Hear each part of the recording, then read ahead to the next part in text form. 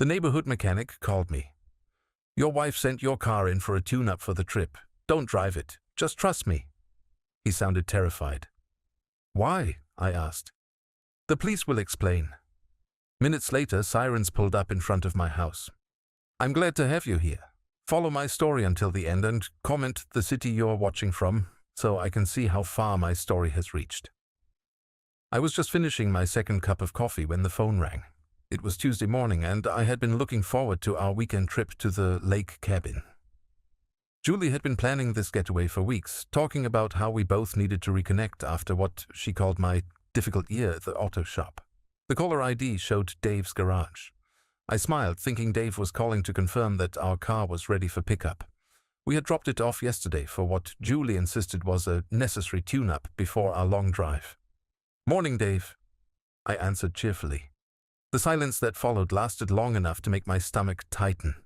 When Dave finally spoke, his voice was strained, almost whispered. "Walter, listen to me very carefully. Do not drive that car. Do you hear me? Do not get behind the wheel of your Honda." I set my coffee mug down slowly, my hand suddenly unsteady. "What are you talking about? What's wrong with the car?" "I can't explain over the phone. Just trust me on this. The police are on their way to your house right now." My heart started pounding. "The police? Dave, what the hell is going on?" "Your wife brought the car in yesterday. She was very specific about what she wanted me to check. Very specific." His voice broke slightly. "Walter, I've known you for 23 years. I couldn't let this happen." The line went dead. I stood there holding the phone, my mind racing. Julie had said she was taking the car for a routine maintenance check. Oil change, maybe brake fluid. Nothing unusual. But Dave's voice carried a terror I had never heard before. I walked to the kitchen window and looked out at our empty driveway. The Honda was still at Dave's shop. Julie had taken her sedan to her book club meeting this morning, same as every Tuesday for the past 5 years. Sirens. Distant at first, then growing louder. My throat went dry as 2 police cars pulled into our driveway, followed by what looked like a crime scene van. I watched through the curtains as 4 officers got out, their expressions serious and professional.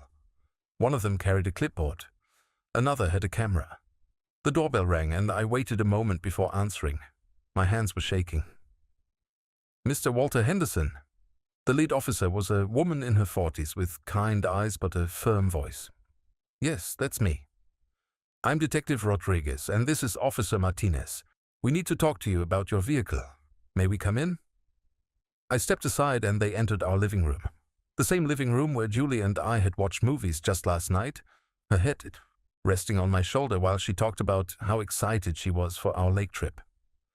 "Mr. Henderson, we received a call from David Chen at Dave's garage. He reported finding evidence of tampering with your vehicle's brake system." The words hit me like cold water. "Tampering?" Detective Rodriguez opened her clipboard. "The brake lines appear to have been deliberately compromised. If you had driven that vehicle at highway speeds, especially on mountain roads like those leading to Lake Tahoe, the brakes would have failed completely." I sank into my armchair, the same chair where I read the morning paper every day for the past 15 years. "Someone tried to sabotage my car." "That's what we're investigating. Mr. Chen said your wife brought the vehicle in yesterday and specifically requested that he check the brake system. When he began his inspection, he found that someone had made small punctures in the brake lines.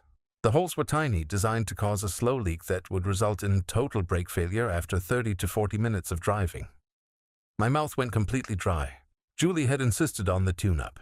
She had even offered to handle it herself, saying I was too busy at my own shop to take care of our personal vehicle.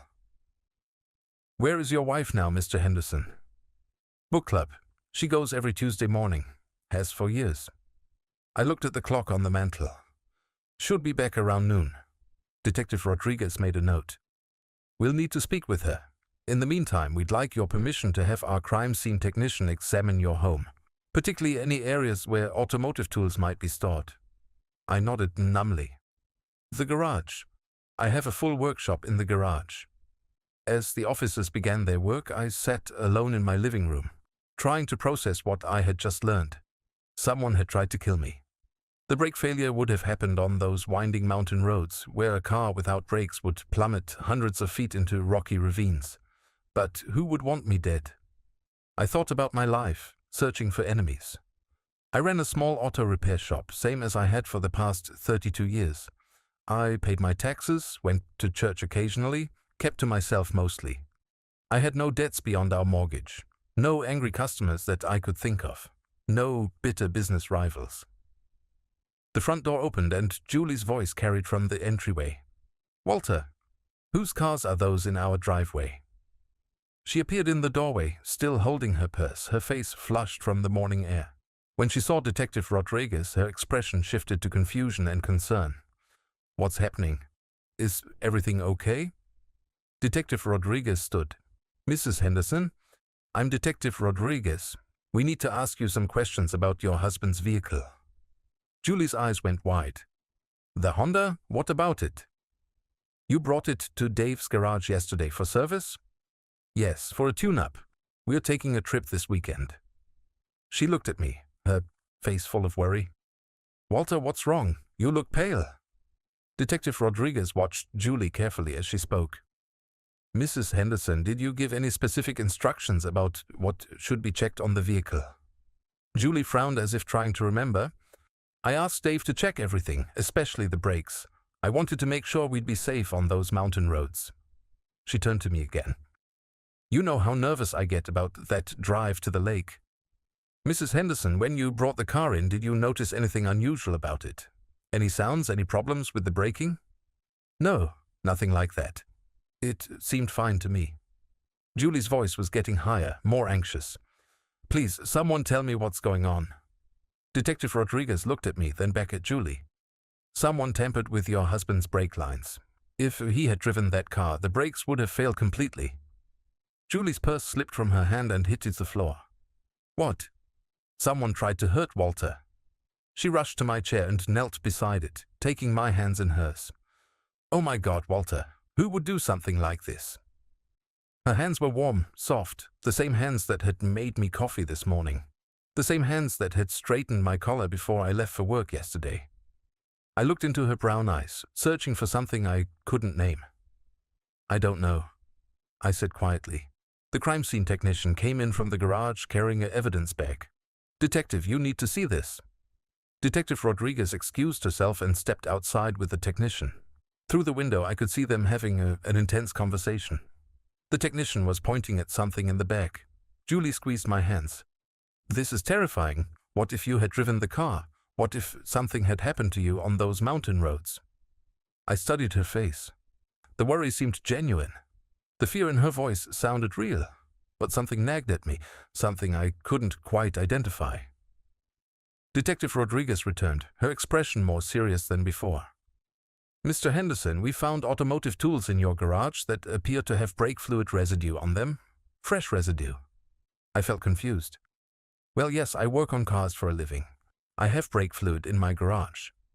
But these tools show evidence of very recent use on brake lines, and they match the type of damage done to your vehicle." Julie's grip on my hands tightened. "You don't think Walter did this to himself, do you? That's ridiculous." "We're not suggesting that, Mrs. Henderson. But someone with access to your garage and a knowledge of automotive repair clearly did this. We'll need to dust for fingerprints and take samples." As the afternoon wore on, our quiet house filled with the sounds of investigation.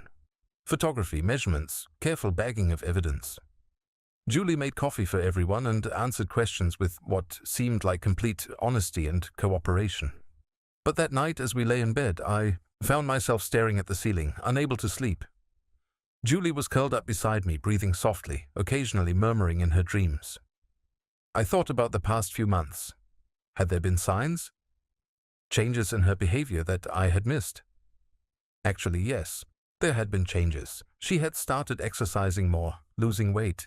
She said it was for our health, that she wanted us both to live longer, happier lives.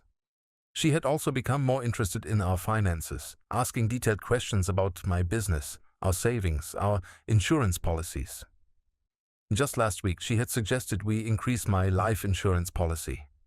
"You work with dangerous equipment every day," she had said. "I just want to make sure I'm taken care of if something happens." At the time, it had seemed like a reasonable concern from a loving wife. Now, lying in the darkness, those memories felt different. Julie stood beside me, her hand reaching across the bed to find mine. Even in sleep, she sought the comfort of our connection. I wanted to believe that someone else had done this. A stranger, a random criminal, anyone but the woman who had shared my life for 18 years. But as dawn approached and Julie continued sleeping peacefully beside me, one thought kept circling through my mind. Whoever had sabotaged my car had known exactly how to access my garage, exactly which tools to use, and exactly when I would be driving those mountain roads. Someone had wanted me dead, and they had planned it very, very carefully. The next morning I couldn't concentrate on anything. Julie made her usual breakfast. Scrambled eggs, wheat toast, fresh orange juice, but I could barely taste any of it. She chatted about normal things, the weather, her plans to visit her sister Martha next week, whether we should postpone our lake trip given what had happened. "Maybe we should stay home this weekend," she said, buttering her toast. "After everything that happened yesterday, I just want to keep you close." I nodded absently, watching her hands, those same hands that had held mine so tenderly when the police delivered their terrible news. "Yeah, maybe that's best." She reached across the table and touched my arm. "You seem distracted, honey. Are you okay?" "Just thinking about who could have done this." Julie's expression grew serious. "I've been thinking about that too. What about Tommy Morrison?" I frowned. "Tommy? Why would you think of him?" "Well, you fired him last month, and he was pretty angry about it." That was true. Tommy had worked for me for 6 months before I discovered he was stealing parts from customers and selling them online. When I confronted him, he had gotten belligerent, accusing me of being a cheap old man who didn't pay him enough. "But Tommy doesn't know where we live, and he certainly doesn't have access to our garage." Julie shrugged. "Maybe he followed you home one day. Maybe he's been watching us." The thought sent a chill down my spine, but something about it didn't feel right. Tommy was angry and dishonest, but he was also lazy and disorganized. The sabotage of my car had required planning, patience, and precise technical knowledge. After Julie left to run errands, I called Dave's garage. "Walter?" Dave's voice was still strained. "How are you holding up?" "I need to ask you something, Dave. Yesterday, when Julie brought the car in, what exactly did she say?" There was a pause. "She said she wanted a complete inspection before your trip, but then she got very specific about the brakes. She said you'd been complaining that they felt spongy." I felt my stomach drop. "I never complained about the brakes, Dave. They were fine." "That's what I thought. Your car's only got 38,000 miles on it. The brakes are practically new." Dave's voice lowered. "Walter, there's something else. She paid in cash, $200 in 20s. She said you preferred cash transactions for tax purposes." I had never said anything like that to Julie. In fact, I always insisted on checks or credit cards for our personal automotive work to keep proper records. "Did she seem nervous? Anxious?" "Actually, no, she seemed very calm, very focused. She knew exactly what she wanted me to check and in what order." After hanging up, I sat in my kitchen, staring at the phone. Julie had lied to Dave about multiple things. The spongy brakes. My preference for cash payments. She had been calm and focused while arranging for my car to be sabotaged. My hands shook as I dialed Detective Rodriguez. "Mr. Henderson, how are you doing today?" "Detective, I need to tell you something. My wife lied to the mechanic about why she brought the car in. She told him I had been complaining about spongy brakes, but I never said anything like that." There was a pause. "That's interesting information, Mr. Henderson. Is there anything else about your wife's recent behavior that seems unusual?" I thought carefully. "She's been asking a lot of questions about my life insurance policy, and she's been more interested in our finances lately." "When did this start?" "Maybe 3 or 4 months ago." Detective Rodriguez made notes. "Mr. Henderson, I need to ask you something confidential. Is your marriage happy? Any problems between you and your wife?" The question hit me like a punch. "I thought so. I mean, yes, we're happy. We've been married 18 years. We don't fight much. We enjoy each other's company." "Any extramarital affairs? Financial troubles? Gambling problems?" "No, nothing like that." But even as I said it, I realized how little I actually knew about Julie's daily life. She had her book club, her exercise routine, her shopping trips with friends. I worked long hours at the shop and trusted her to manage our household affairs. Detective, how difficult would it be to check my wife's recent activities? Her phone records, credit card statements, that sort of thing. We'd need a warrant for most of that information, but if you have access to your joint accounts, you could review those yourself. After hanging up, I walked to our home office. Julie handled most of our bills and paperwork, saying she enjoyed keeping our household organized. I rarely looked at our statements in detail, trusting her to manage everything properly. I pulled out the file cabinet and began going through our recent credit card statements. At first, everything looked normal. Grocery stores, gas stations, the usual household expenses. But then I noticed something odd. 3 charges to Precision Auto Tools over the past 2 months, totaling $437. I had never heard of Precision Auto Tools, and Julie certainly had no reason to buy automotive equipment. I went online and looked up the company. They specialized in professional-grade tools for brake and hydraulic system repair. According to their website, their customers were primarily auto repair shops and experienced mechanics. My chest felt tight as I scrolled through their catalog. Small, precise tools for accessing brake lines, equipment designed for detailed hydraulic work. Everything someone would need to carefully sabotage a car's braking system. I printed out the credit card statements and continued searching through our files. In our insurance folder, I found something that made my blood run cold. 3 weeks ago, Julie had requested information about increasing my life insurance policy from $50,000 to $200,000. The paperwork was already filled out, requiring only my signature. She had never mentioned this to me. I found more documents. She had also inquired about the details of my business insurance, specifically asking about death benefits and business continuation policies.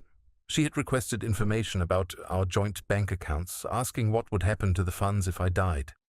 All of this had been done without my knowledge during her errands and lunch dates with friends. My phone rang, startling me. It was Julie. "Hi, honey, I'm at the grocery store. Do you want me to pick up anything special for dinner?" Her voice sounded normal, cheerful, loving, the same voice that had comforted me yesterday when we learned about the sabotage. "Just whatever you think is good," I managed to say. "Are you okay? You sound strange." "I'm fine, just tired." "Well, maybe tonight we can watch a movie and relax. I rented that action film you wanted to see." After she hung up, I sat surrounded by evidence that my wife of 18 years had been planning my death. The credit card charges for brake tools, the insurance inquiries, the lies she had told Dave about my concerns with the car. But the most chilling discovery was still to come. I found a small notebook tucked behind our insurance files, written in Julie's neat handwriting. The first few pages contained normal household notes, grocery lists, appointments, phone, numbers. But toward the back, I found pages that made my hands tremble. Mountain roads, brake failure, most believable. Highway speeds need 30 to 40 minutes of driving. Weekend trip. No witnesses, remote location. Insurance payout. 200,000 plus business policy. The notes were dated from 6 weeks ago. She had been planning this for over a month. I heard her car pull into the driveway and quickly put everything back where I had found it. My heart was pounding so hard I was sure she would hear it when she walked in. "Walter, I'm back." Julie came into the kitchen carrying grocery bags, smiling and humming softly. She looked beautiful, relaxed, happy. The same woman who had slept peacefully beside me last night while I lay awake wondering who wanted me dead. "I got everything for your favorite dinner," she said, kissing my cheek. "Pot roast with those little potatoes you love." I tried to smile back, but my face felt frozen. "That sounds great." As she moved around the kitchen, unpacking groceries and chatting about her day, I watched her hands. The same hands that had purchased brake line tools.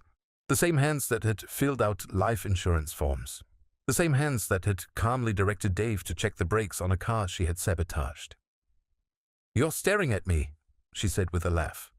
"What are you thinking about?" "Just how lucky I am to have you," I said, the words feeling like ash in my mouth. She beamed at me. "I feel the same way. You know, after what happened yesterday, it really made me realize how precious our time together is. Life can change so quickly." That evening, as Julie prepared our dinner with the same care and attention she had shown for 18 years, I excused myself to call Detective Rodriguez from our bedroom. "Detective, I found some things you need to see." credit card charges for brake tools, insurance paperwork I never knew about, and a notebook with what looks like planning notes. Mr. Henderson, are you somewhere safe? Is your wife in the house with you? Yes, she's downstairs cooking dinner. Don't confront her. Don't let her know what you've found. Can you bring the evidence to the station tomorrow morning? Yes, but what do I do until then? How do I act normal around her? There was a pause. Just try to behave as you normally would. Don't give her any reason to suspect that you know anything. As I hung up, I heard Julie calling from downstairs. Walter, dinner's ready. I walked down to our dining room where she had set the table with our good china and lit candles. The pot roast smelled delicious, and she had even opened a bottle of wine. This looks wonderful, I said, sitting down across from her. She raised her wine glass. To surviving whatever life throws at us. I clinked my glass against hers, knowing that the woman I had loved for 18 years had been the one throwing it. As we ate dinner, Julie chatted about her plans for the week, her upcoming visit to her sister, a new recipe she wanted to try. She seemed genuinely happy, genuinely affectionate. But now I could see something else in her expressions. When she thought I wasn't looking, her eyes would grow distant, calculating. When she mentioned our future plans, there was something hollow in her voice. How long had she been planning this? How long had she been looking at me and seeing only an obstacle to remove? After dinner, she suggested we watch that movie she had rented. We curled up on the couch together, her head resting on my shoulder just as it had countless times before. But this time, instead of comfort, I felt only cold fear, because I was beginning to realize that the woman beside me wasn't just planning my death, she was enjoying it. I didn't sleep at all that night. Every time Julie shifted beside me, every soft breath she took reminded me that I was lying next to someone who had tried to kill me. When morning finally came, I told her I had some errands to run and left early for the police station. Detective Rodriguez was waiting for me with a cup of coffee and a grim expression. I spread out all the evidence I had found, the credit card statements, the insurance paperwork, Julie's notebook with its chilling planning notes. This is very compelling evidence, Mr. Henderson, she said after reviewing everything. But we need more to build a solid case. Would you be willing to cooperate with us in gathering additional information? What do you mean? We'd like to monitor your wife's communications and activities. With your permission, we can install recording equipment in your home and tap your phone lines. We need to catch her in the act of discussing or planning something incriminating. The thought of turning my own home into a surveillance operation made me feel sick, but I agreed. What choice did I have? They installed tiny recording devices throughout the house while Julie was at her weekly hair appointment. When she returned home that afternoon, she seemed unusually agitated. How was your appointment? I asked, trying to sound normal. Fine, but I'm worried about you, Walter. You've seemed so distant lately, ever since that thing with the car. I'm just shaken up, I guess. The idea that someone wants to hurt me. She sat down beside me on the couch and took my hands in hers. I know, honey. It's terrifying, but we'll get through this together. Her touch felt cold, despite the warmth of her skin. That evening, Julie said she needed to run to the store for milk. She was gone for almost 3 hours, far too long for a simple grocery run. When she returned, she seemed energized, almost excited.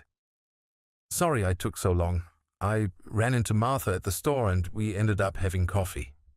But Martha was her sister who lived 2 hours away. I had spoken to Martha just last week, and she had mentioned being busy with work and unable to visit anytime soon. The next morning, Detective Rodriguez called me at my shop. Mr. Henderson, we've been monitoring your wife's cell phone. She's made several calls to a number registered to Marcus Henderson. Is that a relative of yours? My stomach dropped. Marcus was my younger brother, someone I hadn't spoken to in over 6 months due to a bitter argument about our parents' estate. Yes, that's my brother. But we are not on good terms right now. She's been calling him regularly for the past 2 months. Yesterday, after you left for the police station, she called him 3 times. We'd like to bring him in for questioning. I felt the world spinning around me. You think Marcus is involved in this? We think your wife isn't acting alone. They arrested Marcus that afternoon at his apartment across town. Within 2 hours, Detective Rodriguez called me with news that changed everything I thought I knew about my life. Mr. Henderson, your brother confessed to having an affair with your wife. It's been going on for 2 years. The words hit me like a physical blow. 2 years. Julie and Marcus had been betraying me for 2 years, and I had been completely oblivious. There's more, Detective Rodriguez continued. Your brother also confessed to the murder plot. He says it was your wife's idea, but he went along with it. They planned to wait a respectful period after your death, then get married and inherit everything you own. I had to sit down. My brother and my wife, the two people who should have been closest to me, had been planning my death while carrying on a secret affair behind my back. We need you to come to the station, Mr. Henderson. There are some recordings we want you to hear. An hour later, I sat in a small room at the police station listening to phone conversations between Julie and Marcus that had been recorded over the past week. Julie's voice came through the speakers, clear and cold. He's getting suspicious. Yesterday, he was asking Dave questions about what I said when I brought the car in. Marcus responded, Maybe we should call this off, find another way. No, we've come too far. Besides, the brake thing almost worked. If that mechanic hadn't interfered, Walter would be dead right now and we'd be collecting insurance money. What if he figures it out? Julie's laugh was chilling. He won't. Walter's too trusting, too stupid. He still believes I love him. Even after the car thing, he's looking for other suspects. It never occurred to him that his loving wife might want him dead. The recording continued, and I heard them discussing backup plans. Poison in his coffee, a gas leak in the house while I slept, an accidental fall down our basement stairs. But the most devastating part came when Marcus asked Julie if she felt any guilt about what they were doing. Guilt? Julie's voice was genuinely surprised. Why would I feel guilty? I've been pretending to love that boring old man for 18 years.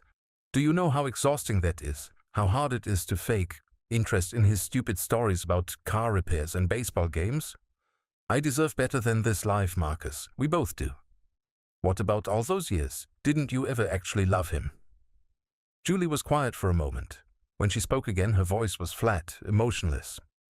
I married him because he was stable and I thought he'd be successful. But he never became anything more than a small-town mechanic. I wasted my best years on him. Now it's time to collect what I'm owed. I turned off the recording. I couldn't listen to any more. Detective Rodriguez watched me carefully. I'm sorry you had to hear that, Mr. Henderson. I felt numb, hollowed out. 18 years of marriage, and Julie had never loved me at all. She had been acting, performing the role of a devoted wife while secretly despising everything about me. What happens now? I asked. We arrest your wife. With your brother's confession and these recordings, we have enough evidence for conspiracy to commit murder. But, Mr. Henderson, there's something else you should know. I looked up at her. Your wife doesn't know we've arrested Marcus yet. We'd like to use that to our advantage. Would you be willing to go home and act normal for one more night? We want to see if she tries to contact him. And we want to record any conversations you might have with her. The thought of spending another night in the same house with Julie made me feel sick, but I agreed. When I got home, Julie was in the kitchen preparing dinner. She smiled when she saw me, the same warm, loving smile she had given me thousands of times over the years. How was your day, honey? Fine, just the usual. She came over and kissed my cheek. Her lips felt like ice against my skin. I was thinking we should plan a little vacation once all this stress dies down. Maybe that trip to Europe we always talked about. Europe. She was already spending my life insurance money in her mind. That sounds nice, I managed to say. During dinner, she chatted about normal things. The weather, a movie she wanted to see, her sister Martha's upcoming visit. Another lie, since Martha wasn't planning to visit anytime soon. But I found myself studying her face, looking for signs of the deception I now knew was there. The practiced expressions, the calculated responses. How many times had she sat across from me at this same table, planning my death while asking about my day? After dinner, she suggested we take a walk around the neighborhood, something we did occasionally on nice evenings. As we walked, she slipped her arm through mine. I love you, Walter, she said softly. I know I don't say it enough, but I really do love you. The words that once would have filled me with warmth now felt like daggers. I knew she was lying. I had heard her real feelings in those recordings. When we got back to the house, Julie excused herself to take a shower. I heard her moving around upstairs, then heard her talking on her phone. She was trying to call Marcus, but of course he was in jail and couldn't answer. She came downstairs looking worried. That's strange. I've been trying to reach Martha all evening, but she's not answering her phone. Another lie. She had been calling Marcus, not Martha. I'm sure she's fine, I said. Julie nodded, but I could see anxiety in her eyes. In her mind, Marcus was part of her support system, her partner in crime. Not being able to reach him was making her nervous. That night, as we lay in bed, Julie seemed restless. She kept checking her phone, sending text messages to someone. Is everything okay? I asked. Just worried about Martha. It's not like her not to return my calls. I pretended to fall asleep, but I was listening to every sound she made. Around midnight, she slipped out of bed and went downstairs. I could hear her whispering into her phone, becoming increasingly agitated when no one answered. When she came back to bed, she was tense, worried. She lay awake for hours, and I could feel her anxiety radiating across the space between us. The next morning, Detective Rodriguez called early. Mr. Henderson, we're going to arrest your wife this morning. We have everything we need. Are you prepared for this? I looked across the kitchen table at Julie, who was drinking her coffee and reading the newspaper as if she didn't have a care in the world. Yes, I said quietly. I'm ready. 20 minutes later, police cars pulled into our driveway for the second time that week. But this time they weren't there to investigate a crime, they were there to arrest my wife. Julie's face went white when she saw them approaching the front door. For just a moment her mask slipped, and I saw something cold and calculating flash across her features. Then she turned to me with wide, innocent eyes. Walter, what's happening? Why are the police here again? But even as she spoke, I could see that she already knew. The game was over, and she had lost. The arrest happened quickly and quietly. Detective Rodriguez read Julie her rights while Officer Martinez searched our house for additional evidence. Julie maintained her innocent act until the very end, tears streaming down her face as she insisted there had been some terrible mistake. Walter, you have to help me, she pleaded, as they put handcuffs on her wrists. Tell them I would never hurt you. Tell them how much I love you. I said nothing. I just watched as they led my wife of 18 years out of our home in handcuffs. The next few hours were a blur of police interviews, paperwork and phone calls from reporters who had somehow gotten wind of the story. Detective Rodriguez arranged for me to stay at a hotel for a few days while they processed the crime scene and gathered final evidence. That afternoon she called me with an update. Your wife is refusing to talk without a lawyer, but your brother wants to see you. He says he has things he needs to tell you that weren't covered in his confession. I didn't want to see Marcus. The thought of facing my brother, the man who had betrayed me in the most fundamental way possible, made me feel sick. But I also needed answers. I needed to understand how this had happened, how I had been so blind to what was happening in my own life. The county jail was a depressing concrete building on the outskirts of town. They led me to a small visiting room where Marcus was waiting, wearing an orange jumpsuit and looking older than his 43 years. He looked up when I walked in, and I saw genuine shame in his eyes. Walter. His voice was hoarse, barely above a whisper. I sat down across from him, separated by a thick glass partition. We spoke through phones like strangers. Why? I asked. It was the only word I could manage. Marcus closed his eyes and took a deep breath. It started by accident. 2 years ago, when you and I had that big fight about Dad's estate, Julie called me. She said she was worried about you, that you seemed stressed and angry all the time. I remembered that fight. Marcus had wanted to sell our parents' farm immediately after they died, while I thought we should hold on to it for sentimental reasons. We had said harsh words to each other and hadn't spoken for months afterward. She invited me to lunch, Marcus continued. Said she wanted to patch things up between us, that family was too important to let business disagreements tear us apart. I listened, feeling sick as I began to understand how the seduction had begun. We started meeting occasionally. Just coffee, lunch, nothing inappropriate at first. But Julie was different when you weren't around. More vibrant, more alive. She talked about feeling trapped in her marriage, about how you'd grown distant and boring. I was never distant, I said quietly. I know that now, but at the time I believed her. She was very convincing. Marcus rubbed his face with his free hand. She made me feel like I was rescuing her from an unhappy marriage. When did it become physical? Marcus flinched. About 6 months after we started meeting. She said you hadn't been intimate in years, that you treated her more like a roommate than a wife. That was a lie. Julie and I had maintained a healthy physical relationship throughout our marriage. She had never expressed dissatisfaction or complained about our intimacy. She's a very good liar, Walter. She made me believe that you didn't appreciate her, that you took her for granted. She said she stayed with you out of loyalty and duty, but that she deserved to be with someone who truly valued her. And you believed her. I wanted to believe her. Marcus's voice cracked. I've always envied you, Walter. You had the successful business, the beautiful wife, the stable life. When Julie offered me a chance to have what you had, I took it. I felt a wave of disgust. So when did murder become part of the plan? Marcus was quiet for a long time. When he finally spoke, his voice was barely audible. That was all Julie's idea. About 4 months ago, she started talking about how much easier everything would be if you weren't in the picture. At first I thought she was just venting, expressing frustration. But then she started getting specific. Specific how?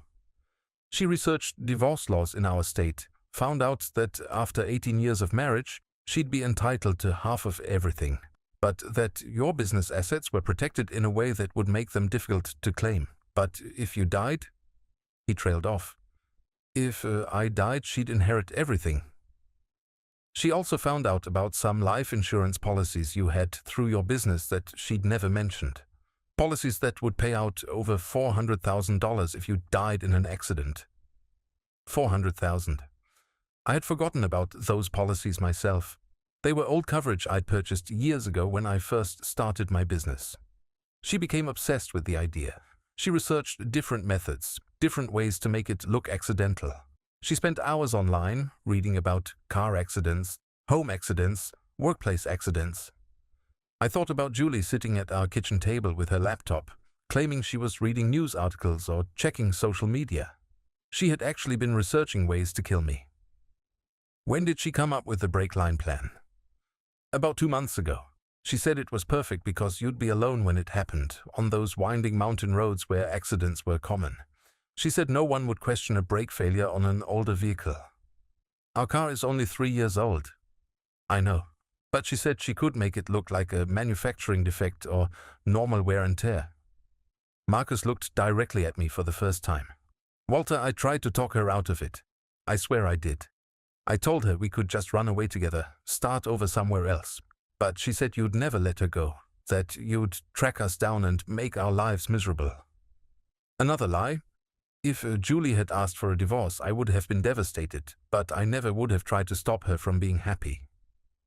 She said the only way we could be together was if you were out of the picture permanently. I felt a cold rage building in my chest.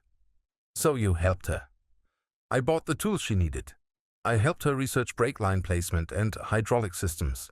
I even went to the auto parts store with her to make sure she got the right equipment. Marcus's voice was filled with self-loathing. I told myself I was just supporting her, that I wasn't really part of the planning.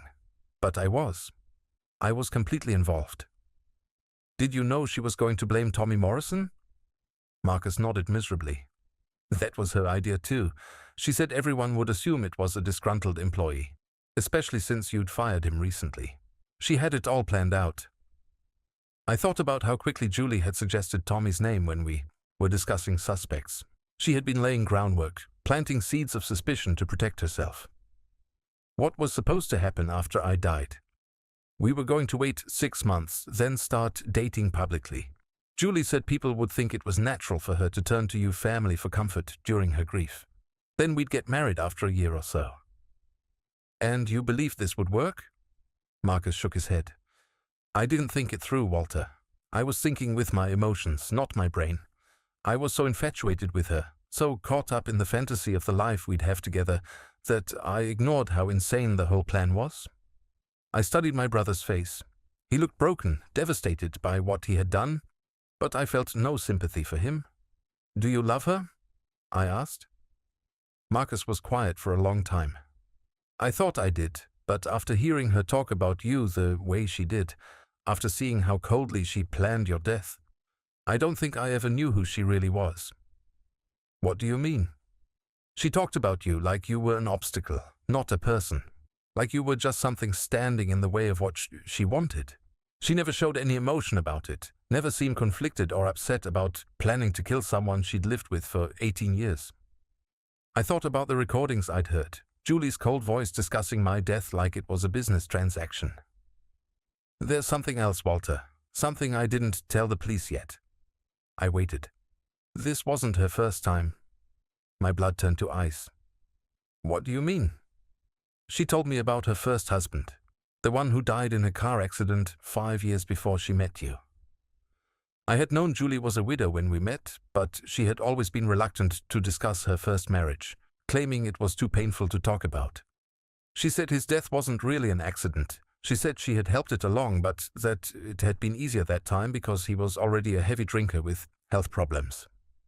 I felt like the room was spinning around me. She murdered her first husband. She made it sound like she just encouraged his self-destructive behavior, bought him more alcohol, discouraged him from seeing doctors. But Walter, the way she talked about it, she was proud of herself. She said it taught her how to be patient, how to plan carefully. I was going to be sick. I had married a serial killer, a woman who made a habit of murdering her husbands for financial gain. Why didn't you tell the police this? I was scared they wouldn't believe me, and I was hoping. Marcus's voice broke completely. I was hoping she really loved me, that maybe with you gone she'd be different. You realize she probably would have killed you too eventually. Marcus nodded, tears streaming down his face. I know that now. Once she got what she wanted from your death, I would have become a liability, someone who knew too much about what she'd done. We sat in silence for several minutes. Finally, Marcus spoke again. Walter, I know you'll never forgive me. I don't expect you to, but I need you to know that I'm going to tell the police everything about her first husband. She needs to be stopped. I stood up to leave. You're right about one thing, Marcus. I will never forgive you. As I walked out of the jail, I felt a strange mixture of devastation and relief. Devastated because my entire life had been built on lies and betrayal. Relief because I finally understood the truth. That evening, Detective Rodriguez called to tell me that Julie had finally agreed to talk. Her lawyer had advised her to cooperate in exchange for a plea deal. She's trying to claim that your brother was the mastermind, that she was coerced into going along with the plan, Detective Rodriguez said. But we have recordings of her clearly taking the lead in planning your death. Her story isn't holding up. There's something else you need to know, I said, and told her what Marcus had revealed about Julie's first husband. We'll investigate that immediately. If she's done this before, it changes everything about how we proceed with the case. As I hung up the phone, I realized that my old life was completely over. My marriage, my relationship with my brother, my sense of security and trust, all of it had been destroyed in the space of a few days. But I also realized something else. For the first time in years, maybe for the first time since I'd married Julie, I felt completely free. The woman who had been planning to kill me was in jail.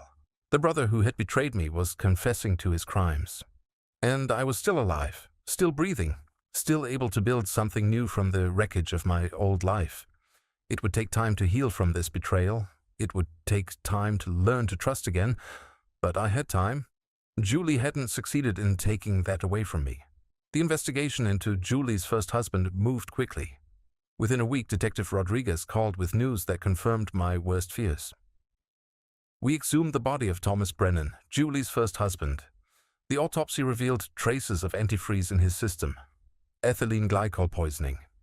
It's a method that's hard to detect unless you know what to look for. I felt sick.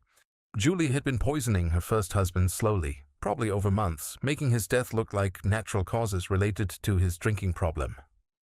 The original death certificate listed liver failure as the cause of death. Given his history of alcohol abuse, no one questioned it. But the antifreeze poisoning would have caused similar symptoms: nausea, confusion, organ failure. So she's done this before. More than once, we think.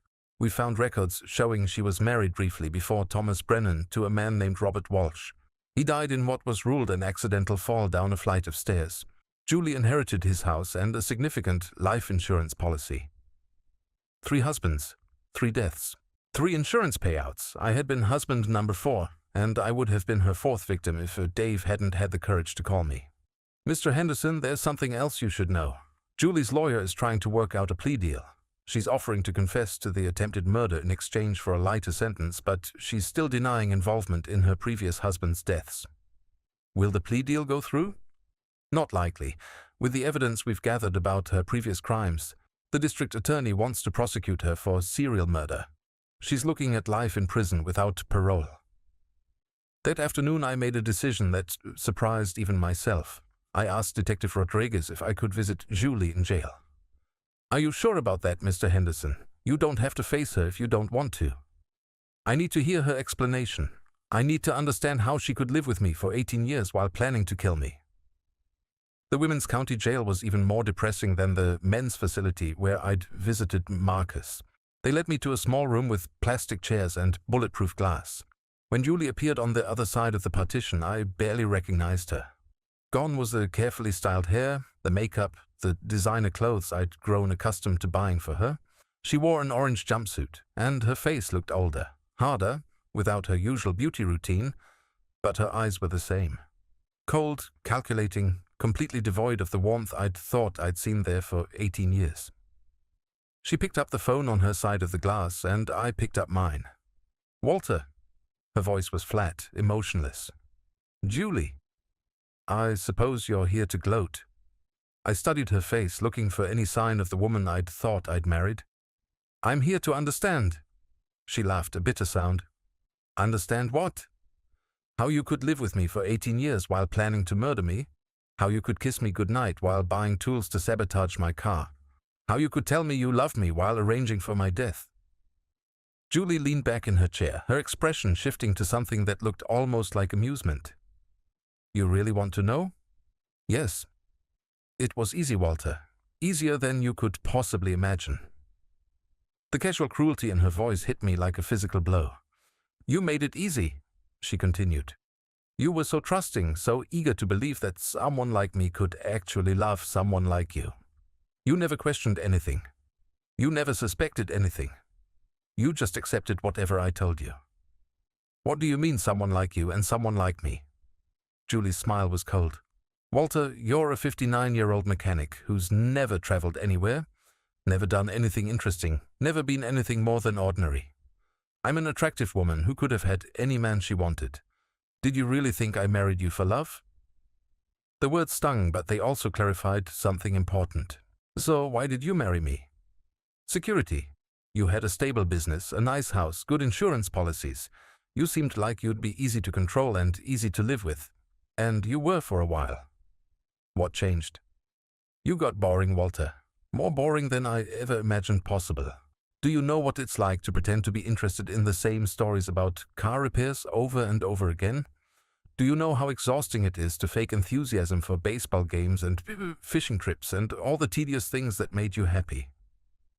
I thought about all the times Julie had seemed genuinely interested in my hobbies, all the times she'd encouraged me to talk about my work or my interests. It had all been an act. And Marcus? Marcus was different, younger, more energetic, more ambitious. He made me feel alive in a way you never could. She paused. Plus, he was useful. Useful how? He did the things I couldn't do myself. Bought the tools, researched the technical details, provided an alibi when I needed one. Marcus was completely infatuated with me. He would have done anything I asked. I realized that Marcus had been just as much a victim of Julie's manipulation as I had been. She had used his emotions against him, turned his feelings into a weapon. What about your first husbands? For the first time, Julie's composure cracked slightly. I don't know what you're talking about. Thomas Brennan, Robert Walsh? Did you kill them too? Julie was quiet for a long time. When she finally spoke, her voice was different, more careful. Those were different situations. Different how? Thomas was a drunk. He was destroying his health anyway. I just helped the process along. And Robert? She shrugged. Robert was an accident. He fell down the stairs during an argument. Even now, facing life in prison, she couldn't admit the full truth. She was still lying, Still manipulating, still trying to control the narrative. Why didn't you just divorce me, Julie? Why murder? Because divorce would have given me half of what you owned. Murder gave me everything. She said it matter-of-factly, as if she were discussing the weather. Plus, with your life insurance policies, I would have been set for life. Marcus and I could have started fresh with enough money to do whatever we wanted. I felt a strange sense of closure hearing her finally tell the truth. For weeks I'd been torturing myself with questions about what I'd done wrong, how I'd failed as a husband, what signs I'd missed. But listening to Julie now, I realized that none of this was about me. I hadn't failed as a husband. I'd simply married a woman who was incapable of love, someone who saw other people as objects to be used and discarded when they were no longer useful. Do you feel any remorse at all? I asked. Julie considered the question seriously. Remorse for what? For not being the person you wanted me to be? For protecting my own interests? For refusing to waste my life? Pretending to be satisfied with mediocrity? For trying to murder me? She shrugged. I'm sorry you found out. I'm sorry the plan didn't work, but I'm not sorry for trying to improve my situation. The complete absence of guilt or empathy was staggering. She wasn't sorry for planning my death. She was only sorry she'd been caught. There's one more thing I need to know, I said. Were you ever going to kill Marcus? Julie's smile returned, colder than before. Eventually. Once I had what I needed from your death, Marcus would have become a liability. He knew too much and he was becoming too dependent, too clingy. I would have had to deal with him eventually. So Marcus had been right. He would have been her next victim. Why are you telling me all this now? Because it doesn't matter anymore. They have enough evidence to convict me regardless of what I say, and because... She leaned closer to the glass. Because I want you to know that every day of our marriage was a lie. Every kiss, every I love you, every moment of intimacy. All of it was an act. I want you to know that the woman you thought you loved never existed. She was trying to hurt me one last time, trying to destroy even my memories of our marriage. But her words had the opposite effect. Instead of devastation, I felt relief. The woman I'd loved had never existed, which meant I wasn't losing someone real. I was just letting go of an illusion. Thank you, I said, surprising her. For what? For showing me who you really are, for helping me understand that none of this was my fault. For the first time since I'd known her, Julie looked genuinely shocked. I hung up the phone and walked out of the jail, leaving her staring through the glass. That evening, I made a series of phone calls. First, I called my lawyer to discuss selling the house Julie and I had shared. I wanted no reminders of our life together. Then I called my insurance agent to remove Julie as the beneficiary of my life insurance policies. She would inherit nothing from me, just as I had inherited nothing real from my years with her. Finally, I called Dave to thank him for saving my life. Walter, I've been thinking about what happened, Dave said. I should have called you sooner. As soon as Julie started asking those specific questions about brake lines, I should have known something was wrong. You did exactly the right thing, Dave. You saved my life. What are you going to do now? It was a good question. My marriage was over. My relationship with my brother was destroyed. My entire life needed to be rebuilt from scratch. But for the first time in months, the future felt full of possibilities instead of threats. I'm going to start over, I said. Completely. And for the first time since this nightmare began, I meant it. The next morning I drove to a real estate office and put my house on the market. The agent, a friendly woman named Patricia, asked if I was moving because of a job change. No, I said. I'm moving because I want a fresh start. She nodded understandingly. Sometimes that's the best reason of all. As I signed the listing papers, I realized that Julie had done me an unexpected favor. By showing me her true nature, she had freed me from a marriage that was built on lies. By trying to kill me, she had forced me to examine my entire life and decide what I really wanted from my remaining years. What I wanted was truth, authenticity, real connections with people who actually cared about me. I was 59 years old. If I was lucky, I had 20 or 25 good years left. This time I wasn't going to waste them. 2 years later, I stood on the porch of my new house watching the sunrise over the mountains of North Carolina. The air was crisp and clean, nothing like the humid heat of my old hometown. This house was smaller than the one I'd shared with Julie, but it was mine completely. No memories of lies, no echoes of betrayal. The trial had ended 8 months after Julie's arrest. She was convicted of 3 counts of murder in the first degree and 1 count of attempted murder. The jury deliberated for less than 4 hours. She was sentenced to life in prison without the possibility of parole. Marcus received a lighter sentence, 15 years for conspiracy to commit murder, because he had cooperated with investigators and testified against Julie. I never attended any of his parole hearings. As far as I was concerned, I no longer had a brother, but this morning as I sipped my coffee and listened to the birds singing in the pine trees around my property, I wasn't thinking about the past. I was thinking about Sarah. Sarah Mitchell was a 54-year-old nurse who had moved to North Carolina around the same time I had. She was recently divorced from a marriage that had ended when her husband left her for a younger woman. We'd met at a community center volunteer event, both of us serving meals to families in need. What struck me about Sarah wasn't her appearance, though she was attractive in a natural, unaffected way. It was her honesty. She talked openly about her failed marriage, her struggles with trust, her determination to build a life based on authenticity rather than illusion. She knew about my past. The whole story had been covered extensively in the local news back home. Instead of being frightened or judgmental, she had been compassionate and understanding. I think we both learned the hard way that some people are capable of terrible deceptions, she'd said during one of our early conversations. But that doesn't mean everyone is. We had been dating for 6 months now, taking things slowly, building trust carefully. She had met me this morning for coffee before her shift at the regional hospital where she worked in the cardiac unit. "What are you thinking about so seriously?" she had asked, noticing my thoughtful expression. "Just grateful," I had said. "Grateful to be alive, grateful to be here, grateful to have found someone real." She had smiled and squeezed my hand. "Me too." Now, as I finished my coffee alone on the porch, I reflected on how much had changed. I had sold my auto repair business along with my house, using the money to buy this property and start a small woodworking business. I made custom furniture and cabinets, work that required patience and precision but brought me deep satisfaction. My customers were neighbors, people I knew personally, people who appreciated craftsmanship and paid fair prices for quality work. It was a simpler life than I'd had before, but it was honest work that brought me genuine peace. The phone rang inside the house, and I went to answer it. The caller ID showed Detective Rodriguez's number. "Mr. Henderson, I wanted to call with some news about your case." "What kind of news?" "Julie's appeals have been exhausted. Her conviction is final. And there's something else. Investigators in 3 other states have linked her to suspicious deaths of elderly men she was involved with before she married any of her known husbands." I felt a chill. "How many people did she kill?" "We may never know for certain, but the FBI believes she may have been responsible for as many as 7 deaths over the past 20 years.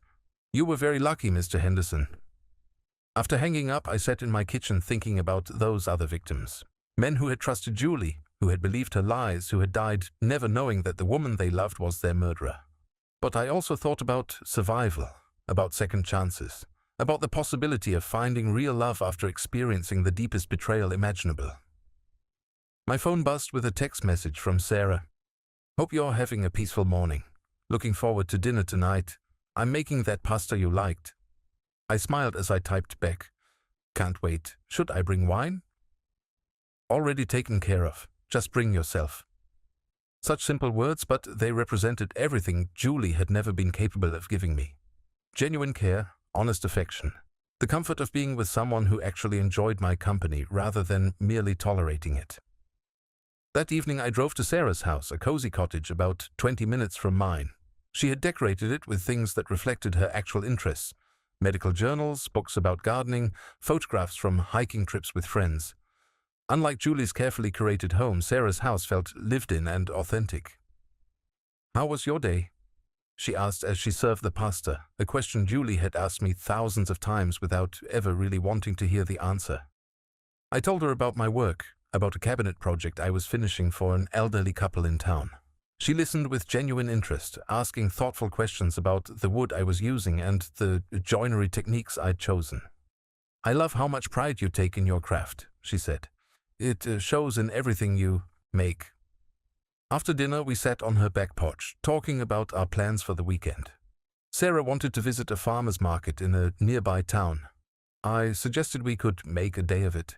Maybe drive through the mountains and have lunch at a place she'd mentioned wanting to try. "That sounds perfect," she said, then grew quiet for a moment. "Walter, can I ask you something?" "Of course." "Do you ever worry that what happened with Julie damaged you in some way? That it made it harder for you to trust people?" I considered the question carefully. At first, yes. For months after the trial, I questioned everything. Every kindness seemed potentially false. Every smile seemed like it might be hiding an agenda. And now? Now I think what happened with Julie taught me the difference between real affection and performance. Julie was always performing. She said what she thought I wanted to hear, acted how she thought I wanted her to act, but it felt hollow, even when I didn't realize why. Sarah nodded. "What does real affection feel like?" I looked at her, sitting curled up in her chair with a blanket around her shoulders, her face free of makeup, her hair pulled back in a simple ponytail. She looked comfortable, natural, completely herself. "Like this," I said. "Like sitting with someone who's genuinely interested in my thoughts, who enjoys my company without needing anything from me, who's comfortable being exactly who she is." She smiled. "I feel the same way." As I drove home later that night, I thought about the strange journey that had brought me to this point. Julie's attempt to murder me had destroyed my old life completely, but it had also freed me to build something better. I had learned that trust wasn't about blind faith. It was about paying attention to consistency between words and actions, about recognizing genuine emotions versus practiced performances. I had learned that real love felt different from manipulation disguised as affection. Most importantly, I had learned that surviving betrayal didn't have to mean living in fear. It could mean becoming wiser, more discerning, more appreciative of authentic connections. 6 months later, Sarah and I were married in a simple ceremony in the mountains, surrounded by the friends we had made in our new community. No expensive decorations, no elaborate reception. Just two people who had found genuine love after experiencing the counterfeit version. Dave flew in from my old hometown to serve as my best man. After the ceremony, he pulled me aside. "I'm proud of you, Walter, not just for surviving what Julie did to you, but for not letting it make you bitter." "I could have easily become bitter," I said. "But I realized that would have been letting her win. She tried to kill my body and failed. I wasn't going to let her kill my spirit." That night, as Sarah and I sat on the porch of our new home together, she had moved in with me a month before the wedding, I felt a deep sense of peace that I had never experienced during my 18 years with Julie. "Any regrets?" Sarah asked, reading my thoughtful mood. "About what?" "About not recognizing what Julie was sooner. About losing 18 years to someone who never really loved you." I thought about it seriously. No regrets. Those 18 years taught me what I didn't want in a relationship. They helped me recognize the real thing when I found it. "And what is the real thing?" I took her hand, feeling the calluses from her work at the hospital, the small scar on her thumb from a childhood accident she'd told me about. Real hands that had done real work, belonging to a real person who had faced real struggles. "The real thing is this. Two people who see each other clearly and choose to build something together anyway. Two people who don't need illusions or pretenses to be happy together." Sarah squeezed my hand. "I love you, Walter Henderson." "I love you too, Sarah Henderson." And for the first time in my life, when someone said those words to me, I knew with absolute certainty that they were true. As we sat together in comfortable silence, I reflected on the strange way life had unfolded. Julie had tried to destroy me, but instead she had freed me to find genuine happiness. She had thought she was taking everything from me, but actually she had given me the greatest gift imaginable. The chance to build a life based on truth rather than lies. In trying to end my story, she had actually given me the opportunity to write a completely new beginning. And this new beginning, I knew, would be worth all the pain it had taken to reach it. 25 miles away, Julie sat in her prison cell, probably still believing that the world owed her something better than the life she'd chosen. But I didn't think about her anymore. She was part of a past that no longer had any power over my present or my future. I was 61 years old, married to a woman who actually loved me, building beautiful things with my hands, living in a place that felt like home. I was exactly where I belonged, and for the first time in my adult life, I was completely, genuinely happy. Julie had failed in every way that mattered. She hadn't just failed to kill me. She had failed to understand what would actually destroy me. What would have destroyed me was spending the rest of my life living a lie. Instead, she had inadvertently set me free to live the truth. And the truth, it turned out, was more beautiful than any fiction she could have created.